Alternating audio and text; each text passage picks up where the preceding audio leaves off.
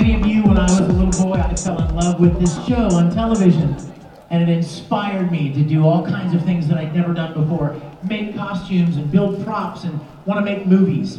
And at the center of that show was a man that I came to revere and admire. So you can imagine what a privilege it is for me. There have been a lot of captains, a lot of great characters throughout the history of Star Trek, which we're about to celebrate 50 years next year. But none of them could surpass the man you're about to spend the next period of time with. Please put your hands together for the greatest starship captain, Mr. William Shatner.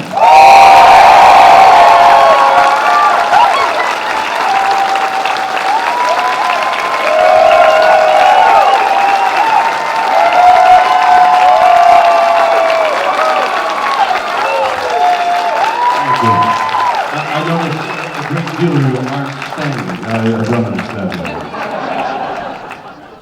Thank you for that greeting. So pleased to be here in Dallas. No, hot and humid. It's really good. I've spent little time in your city and loved it. But I've never loved it more than just now because I've had your barbecue. Woo, that's good. In fact, it's still stuck to my teeth. So another thing that, besides your barbecue, that I've enjoyed is your horses. You have a lot of horses here. Yeah, quarter horses, centipedes, all that kind of stuff. And that's my other area of passion is horses, dogs, you know, that kind of thing. Quarter horses is what are bred here to a large degree. Quarter horses, great horses. And I bought some land in Central California, and there was a house on it. I put a guy in there to look over the land. He said, what are you going to do? I said, I don't know. He said, well, why don't you run some horses? I said, well, what? I've always wanted to own a horse. He says, well, there's an auction going on in the city, and let me introduce you to my friends. And so this very rich guy who owned hotels and his son I was introduced to, and then we went to the auction. Now the guy, the father, knew a great deal about horses, but the son, who was 12 years old, knew more about horses than anyone. So the question was, what am I going to buy in the auction? So there's a catalog, and the father's looking over the catalog. He's got a lot of horses. The guy that was going to run this land, he knew a great deal about. I knew nothing about horses. So the kid is saying to me, I'm sitting beside the kid, Philip. He said, I don't know Philip. And Philip says to me, well, Bill. This one that's coming up, this horse here, in fact, it's up for auction now, and this is the horse you should buy. I said, I'm not going to buy. And I was bidding on the horse. Guys, I know Shatner, and I'm thinking, oh, if somebody only bids higher, and owned by William Shatner. This little kid had forced me into buying what looked to be quite a nice looking horse, actually. In fact, I'm rather glad I bought that horse. So Philip got me into quarter horses, and like potato chips. Have you ever tried a potato? Or one of the smoked wings that I just had. You can't put them down. And so I proceeded to buy more horses, and then got involved in American saddlebreds, which took me to Kentucky, and a whole life of horses in Kentucky and Kentucky people, and then in competition with cowboys, real cowboys. You know, there's such a thing as real cowboys. And you're from Texas, exactly. Well, I've met some real cowboys, and they are like, I thought that the guys in the movies were exaggerating, but they're really, they're really cowboys. So I'm involved with horses. It becomes a whole way of life for me. I mean, life and death. I had a horse, a young horse, and I've gotten pretty good. I wasn't as good a few years ago as I've gotten better. At my age, I've gotten to be a championship rider in the reining. Reining horses are where I'm at now. So, some years ago, I was on a saddlebred, a young saddlebred. I shouldn't have been on him because he was young and flighty. And in fact, he reared up in the competition and started to fall over backwards on me. And at the last, I thought, oh, I'm dying. And at the last instant, the horse turned to the side, fell on my leg, wrecked my leg. So the horse got up, and then I went to get up, and I fell down. I got up, and I fell down, and I fell down. The guy jumped on me. He said, stay down. He said, you could be bleeding inside. He said, stay down. We've sent for an ambulance. I said, don't send for an ambulance. He said, you could be bleeding inside. I said, send for an ambulance. An ambulance came. They put me in the back of the ambulance, and they put me on a gurney, and I'm inside the ambulance. And in every, I did Rescue 911 for several years, and in every Rescue 911, there'd be a beautiful nurse. With oxygen, you're going to be all right, sir. Don't worry. Take a deep breath. There was nobody in the back of the ambulance. They forgot to tie the gurney down. So I'm going through the streets of Louisville. The championship show was in Louisville, and the ambulance going around, and I'm slamming against the side. If I'd been dying, I'd be dead. And I finally get to the Humana Hospital, and a group of they wheel me up. There's a group of doctors there outside smoking. It's Kentucky. What are you going to do? They said, look there, Shatner. I bet he's shooting Rescue 911. I said, I'm dying! So they bring me in and put me down on the emergency bed, and the doctor hands me a bottle, and he says, I need you to go to the men's room and urinate in the bottle so we can see if there's any. I said, if I could walk to the men's room, I wouldn't be here, doctor. He says, all right, okay, just sit there, and here's the bottle, and I'll close these curtains. It closes the curtains. And Captain Kirk is peeing in the bottle, okay? Suddenly the curtains open, and a beautiful nurse looks at me and says, oh, I'm your biggest fan.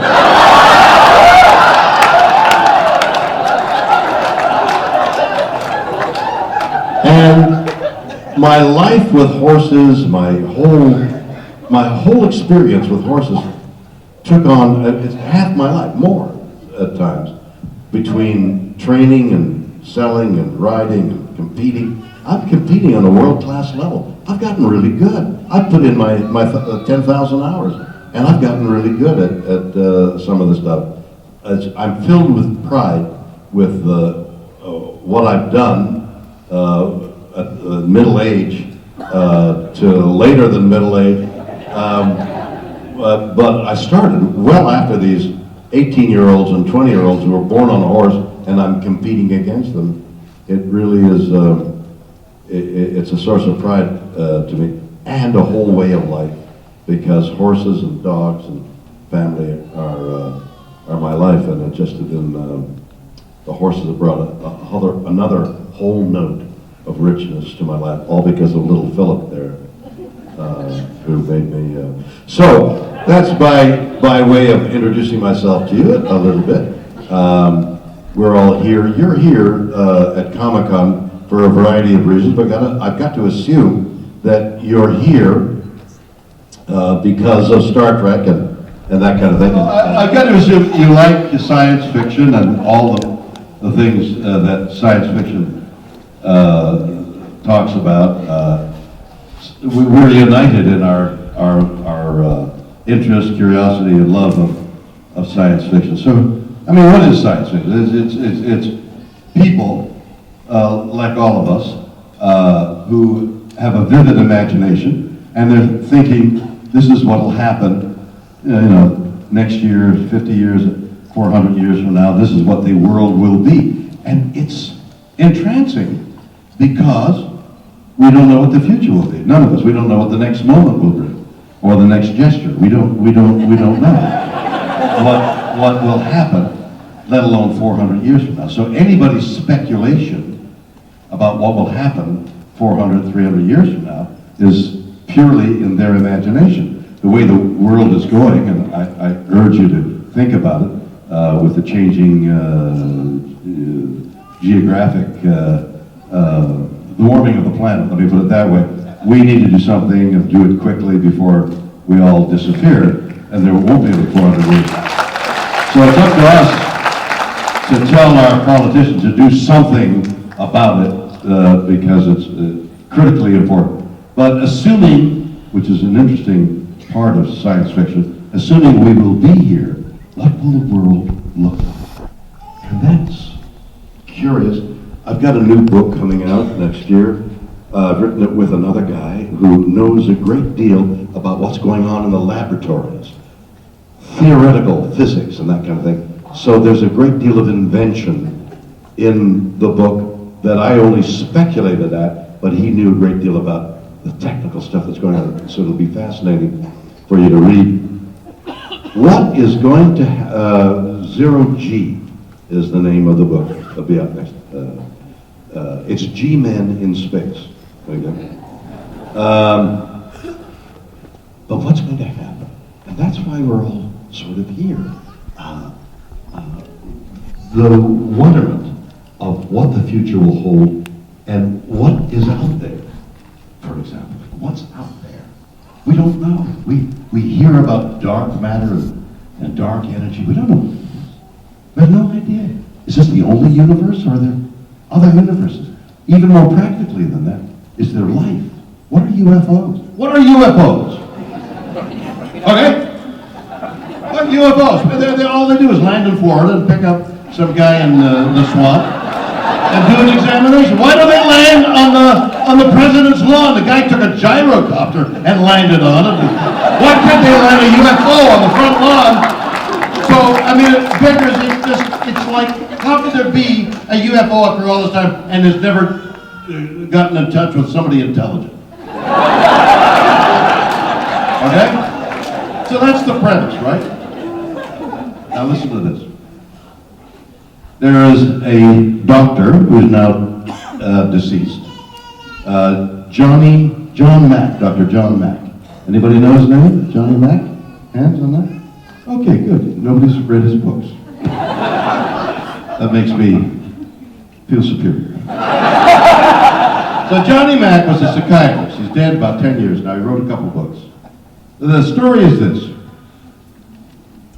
Johnny Mack was a tenured professor at Harvard or Yale, one of the great Ivy League schools in the medical department. A tenured professor. That means he was so good, they said, we'll hold on to you for the rest of your life. Okay? He wrote a book on T.E. Lawrence, Lawrence of Arabia, which got a Pulitzer Prize. Phew. Psychiatrist writes a book about a guy who lived 50 years before him. He's got credits. A friend of his in the department says, another psychiatrist says, John, I've got so many cases of people who claim to be abducted. You gotta help me. Just take some of these cases. Johnny Mack takes a caseload from his friend, the doctor. And he does up to 200 interviews with people who were abducted. And then he writes a book, 2 books, about his findings, which is, there were so many stories that were alike. So many of the same things happened to so many people that in Johnny Mack's opinion, UFOs exist. He was almost kicked out of the school. There was a movement to kick him out of Yale because it wasn't, and the president of that school saved him from losing his job as a professor, a tenured professor, meaning he had a salary for the rest of his life. Saved him by saying, no, it's scientific inquiry, and we're going to keep him here. So his job was saved, but his reputation as a scientist was harmed by the fact that he said, I believe now, based on my scientific evidence, that UFOs exist. That just remained out there. After he died, scientists working in quantum physics began to make insane discoveries. Things that Newtonian physics drop an apple from the tree, it falls to the ground, gravity. But things don't work like that in quantum mechanics. Things work in such a way that is totally different than what we can see and hear and feel. And one of the mysterious, crazy things that has implications for everything is the discovery that by observing a phenomena, you bring the phenomena to life, and when you stop observing it, it goes away. And they don't know where it comes from, they don't know where it goes. By observing it, by thinking about it, it comes to life. Think about that and UFOs and abductions. It's insane, and yet it's proven possible. I mean, how many times have people said, you know, I can see the heavens and the universe, and all of a sudden there's evidence pointing at the possibility of more universes. Why shouldn't there be more universes? And why do they have to be one over there and one over there? Why can't they be interwoven? There's so many mysterious things out there given quantum physics that we can't even begin to imagine how insane to us. Our mind programmed with dropping the apple and the apple falls to the ground. But everything, including something as common as an accepted scientific fact, the speed of light, even the speed of light, which is foundation of Einstein's theories, is suspect. Time travel. It's crazy. But why does time have to go linear? Why does 1, 2, 3, 4? Why can't you take, if you're going from this point to that point, why can't you bring that point to this point and go through that? See how mysterious it is? Gets loud, gets up. Stop, is loud. There's no telling the mysterious science, the mysterious things that happen out beyond our immediate senses. All we see, even with our instruments, and all we hear, all we can perceive, so limited by our brains. Why can't the things that exist out there be more complex than we can even imagine? And every so often something happens, and it's science fiction, but it's not. And the other part of that is this. I did a documentary on who comes to the, what are you doing here? What are you doing here? To see me. But I am part of the mythology of science fiction. There is a mythology in the Greeks, in their mythology, came across things they didn't understand. For example, they discovered large bones that we now know were dinosaurs. But they didn't know that. They just found large bones. They didn't know where did that come from? Who's large? My God, that looks like a leg bone. and it's 5 times larger than my leg bone. I'll bet it came from a race of giants. And the giants lived on the other side of the mountains, and we'll call them demigods. And they fought the gods on the ground, and they had a whole mythology about giants because of the bone. That was their explanation, because otherwise it was too mysterious. It was too vast for them to accept. So they made a story about it. We're doing the same thing with science fiction. We're making up stories for explanations of things that have no explanation. Maybe there are UFOs. Maybe they come to light when somebody imagines them. Who are these little green things that we saw in those movies? It's insane, but it's science fiction, and this is the ritual. Here, you and I'm talking, you're listening. What's he saying? I don't know. What's he saying? But it doesn't matter because I'm saying it. Okay, are we set up for some questions? What do you got there? Another mic. You've been on so many successful television shows. I was wondering if you've seen what pattern makes a show successful. Oh, that's an interesting question. That's the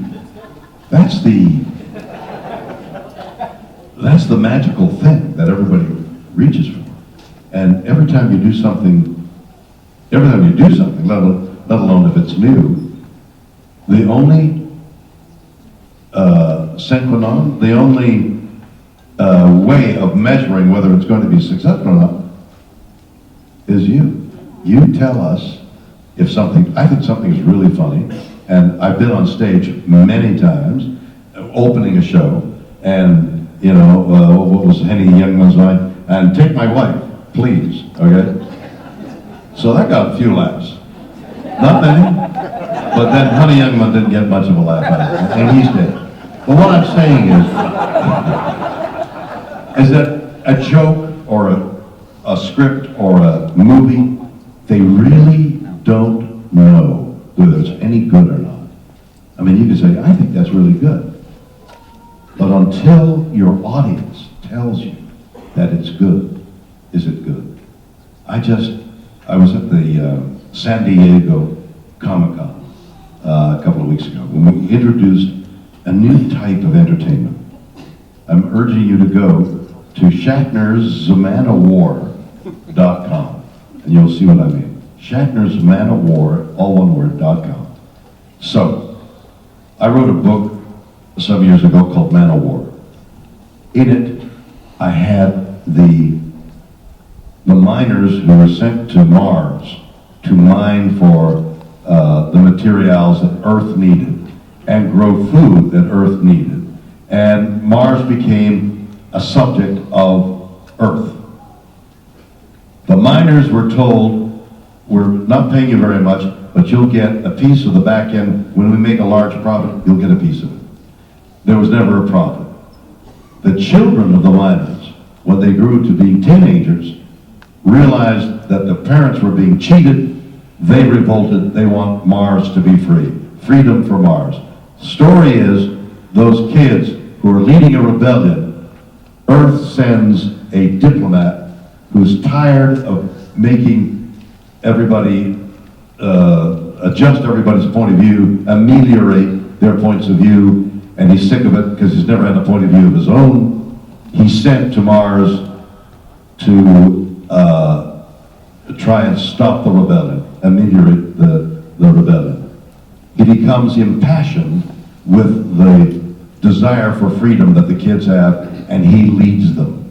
And thusly, a rebellion on Mars takes place, and I'm making it like the American rebellion against the English, and have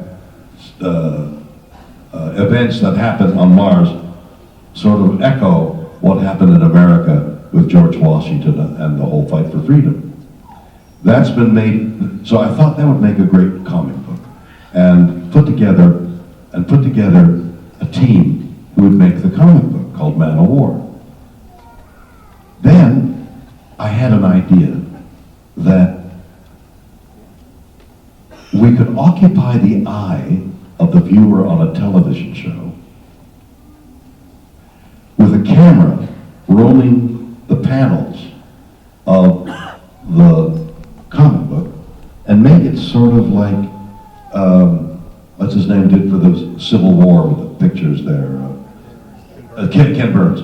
Do it sort of Ken Burns, and it would dramatically expose the bad guy with a gun. You see the gun, then you read the balloon, and then you go on to the next panel. A roaming camera, so it could be on TV, a cartoon, a illustrated novel could be on TV. And so I put together a team to put that together, and they took it a step further. The guy who was doing the roaming camera said, I can make the figures move.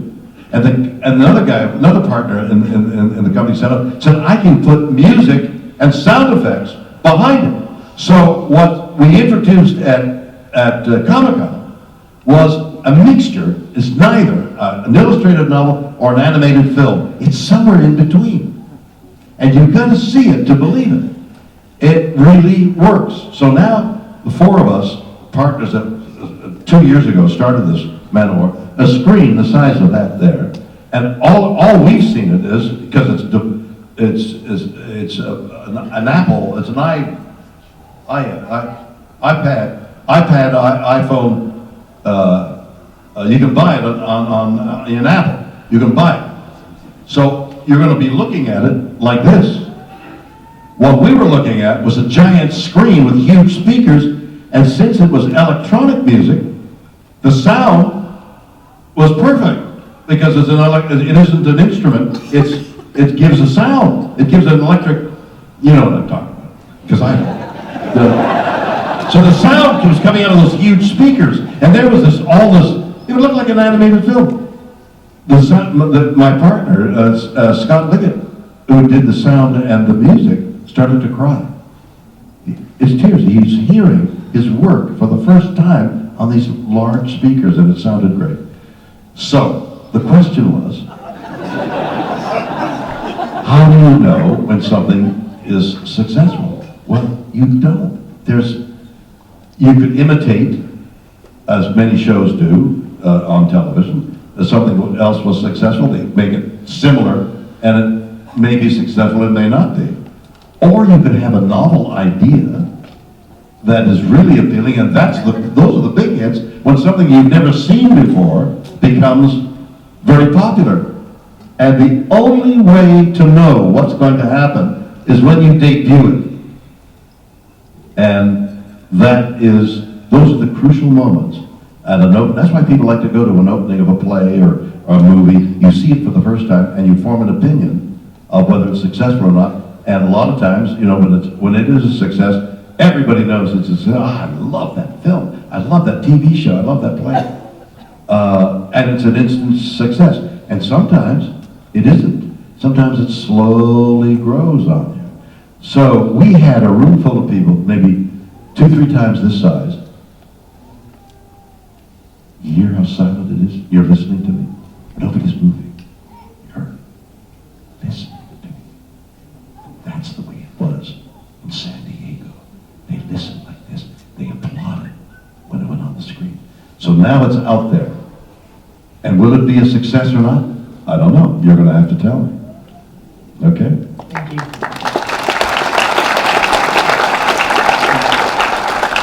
So on Thursday, NASA released the announcement of discovery of Kepler 342b planet, about 1,200 light years from Earth, Earth-like planet, and wanted to know if you had a reaction to that. It was Yeah, you mean that planet is 60% larger, more mass than Earth, yeah, it's like and Earth-like revolving around the star a few more days faster than, slower than Earth. It's very close to being, what do they call it, Well, it's a G star, so it's a star like ours, the planet's slightly bigger than What? ours.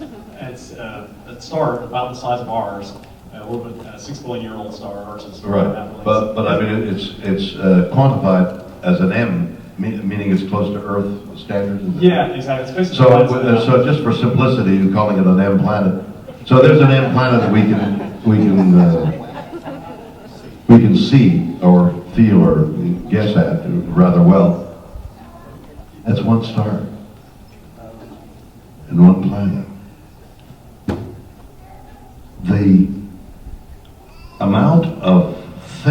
things that are out there, the number of things that are out there,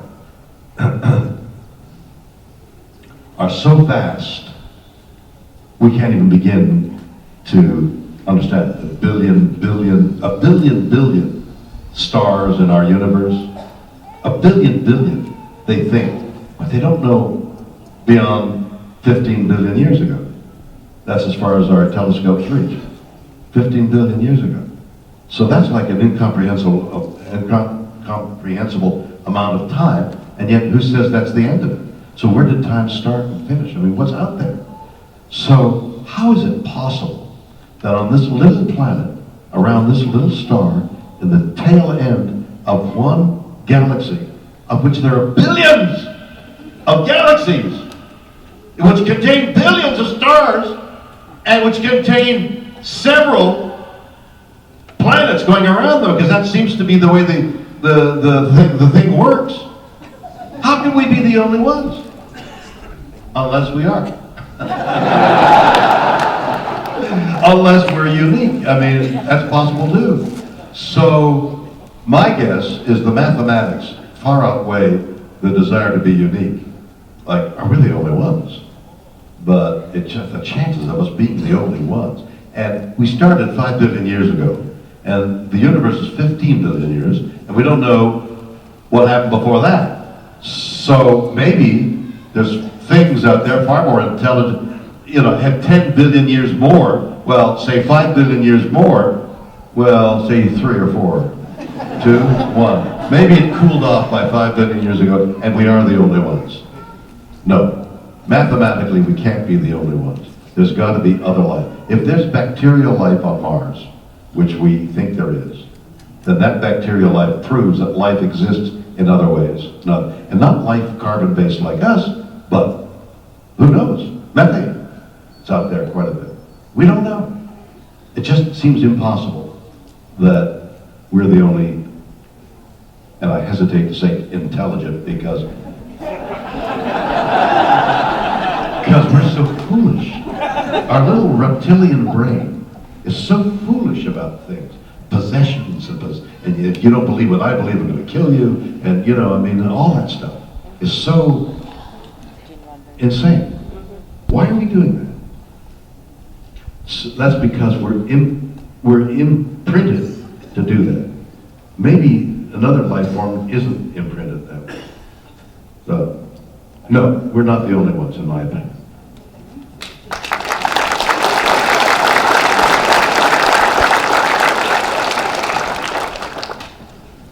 Hello. That was just perfect. You waited till the applause died down. That was like, are you interested in acting? Do you perform in it anyway? Actually, yeah. Wow. Pretty good, huh? You're a young actor, right? Yes. And you've played on stage. Yes. And you've gotten laughs. I have. I rest my case. What can I do? Well, Look at you. You're revving your engine up. That's Star Trek is obviously a very popular show now, after it was canceled and got more popular over time. And because it's very popular, it's subject to a lot of parody. a lot of parodies, yeah. Yes. Lots of people have done it. They've made films about it. You have done it. I didn't? You! What are you talking about? You did Saturday Night Live sketch. Oh, that wasn't a parody. You're still making fun of some No. How old are you? I'm 17. 17? Yes. Between 17 and 20, you're going to learn the difference between parody and gentle joshing. Well, here's some gentle joshing for you.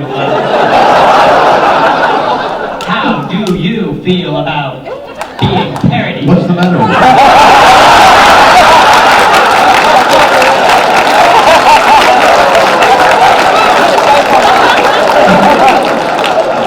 You're too young for a heart attack. feel about, like, how have you adapted to being a figure that's been... Parody. Yeah. See, I don't know what they're talking about. When you do that stuff, I don't do that stuff. What I might have been doing on occasion on Star Trek was trying to remember what came next.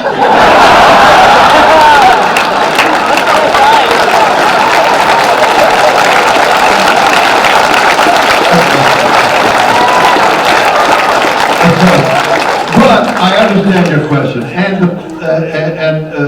that thing I did on Saturday Night Live so many years ago was a gentle joshing. Get a life, you know, was the line.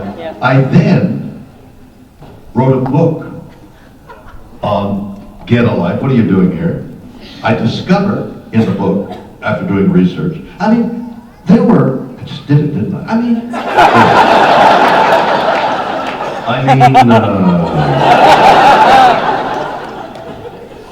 I discovered people in the audience who used or were here for a variety of reasons.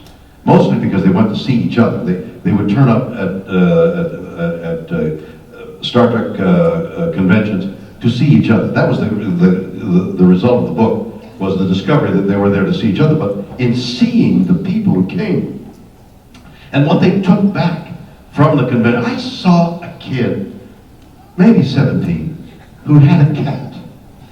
This is in the book. Had a cat. He was psychotically shy. Couldn't talk. Couldn't talk. Had the cat. Wouldn't talk.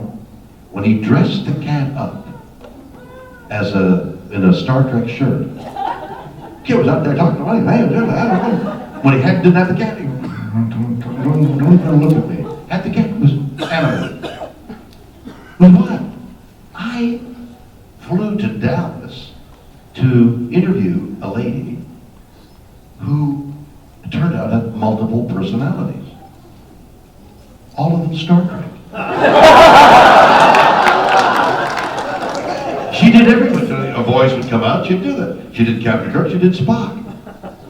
It was the craziest thing. Wrote about that. Multiple personalities, all of them. So the constituency of the audience, from that joshing remark, I began to find out. Then I did a documentary on who is there. And I went even deeper, and that's where my understanding of the mythology of science fiction began. That documentary, I was able to discover that it is mythological. We don't even understand it. The wearing of the costumes, the signing of the autographs, the getting the pictures, is all part of the ritual of the mythology that we all adhere to because we don't know the explanation of things. So the parodies, I grit my teeth a little. But it's all in fun, and the fact that you make a parody of something that is popular, it happens very rarely that you have enough material, there's enough distinctiveness about the thing you're parodying that you can do a parody about it. Okay? Okay, thank you very much. You're very welcome.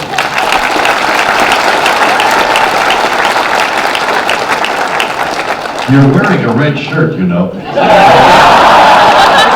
You're not going to last long in this outfit. Yesterday, I was getting your autograph, you told me to come here and ask you a question. Yeah. This pertains to a film that you did in 1961 called Judgment and Herm. Yes. And the incredible ensemble cast that you had the opportunity to act with. I just wondered how that changed your career, how you learned from them. You know, Spencer Tracy, Burt Lancaster, Marlene Dietrich. Yeah, I mean, the list goes on. Judy Garland. Judy Garland. I did a movie many years ago called Judgment at Nuremberg, and it got a lot of awards, and the cast was phenomenal, of stars of the screen of that era. It always reminds me how ephemeral fame is, because nobody remembers it. Who? Spencer Tracy? You know. What? You do. Yeah, but you're old. Seriously. The great artists of 10, 15 years ago, Gene Kelly, Fred Astaire, you ask a kid, Younger than 25. What? Yes, but you're not 25. Or you're 40. 33. It's the light.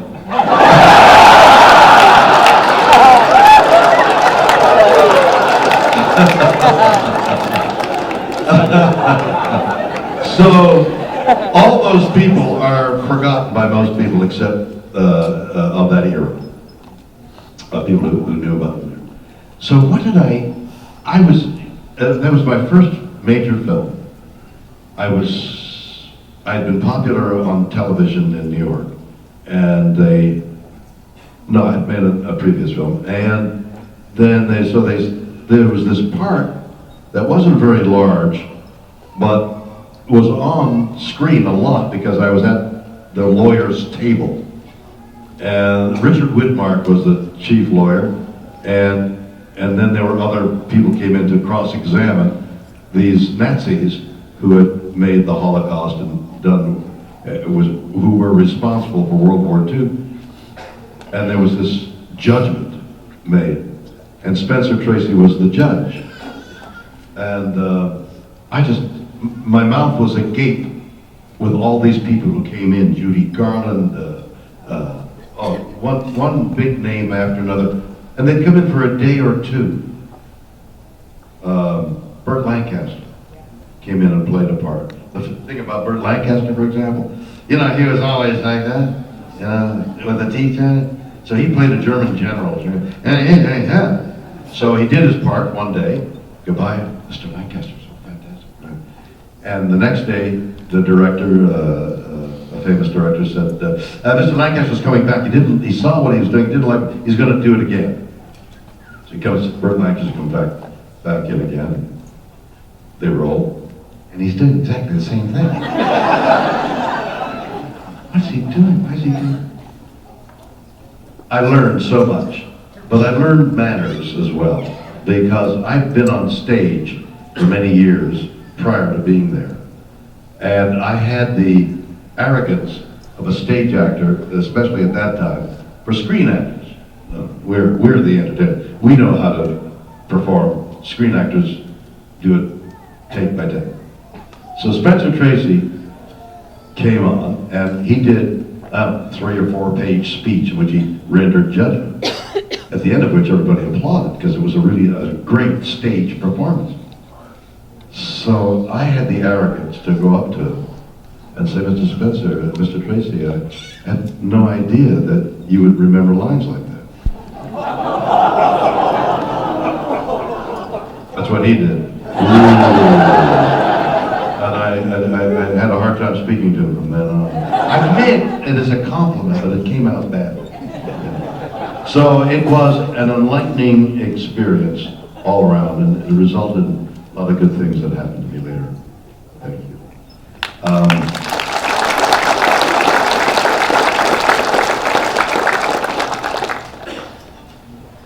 The new films, I recently, I haven't got time to tell you about the whole thing. There'll be another Comic-Con and I'll tell you about it. But I recently drove a motorcycle from Chicago to Los Angeles. And if you think it's hot now, this was at the height of the heat wave, but we avoided rain. And my wife was riding on the back with me, and we did 2,400 miles in 8 days. We raised money for American Legion. They have a scholarship fund in which they raise money for the scholarship of children of fallen heroes, men and women who died in battle. They give them a scholarship. I met one of the children that we're now going to give a scholarship to. So I drove the motorcycle. I raised funds every post that we came to in every city, and at the same time, I was directing, obviously part of it, a documentary about what happened. And the things that happened to us, I'll tell you the first thing that happened to us, and you'll understand how when I was trying to sell it, the documentary, before going to Chicago to make the ride, nobody would buy it because they said, what's it about? I said, I don't know, I haven't done it yet. Well, Well, who could have imagined this opening? 150 people, all press, in Aurora, Illinois. Here comes Shatner, and I've been doing a week of national publicity. I'm driving 2,400 miles. I'm going to go on the theater. I'm scared. I'm done every month. And the bike is still being made in the shop. And finally, they get the bike late to the 150 people in national publicity, and they drive it off the truck, they push it off the truck, we lift the veil, the tent. There's this magnificent bike. Go to rivetmotors.com. You'll see the bike. I walk out, I sit in the bike, I punch the motor, 500 horsepower motor. A Cadillac engine, $20,000 engine in that bike. And I say, all right, ladies and gentlemen, I'm about to make first step of 1,000 feet in miles. Starts with the first step, something like that. And I sit down, and it won't go. The bike won't go.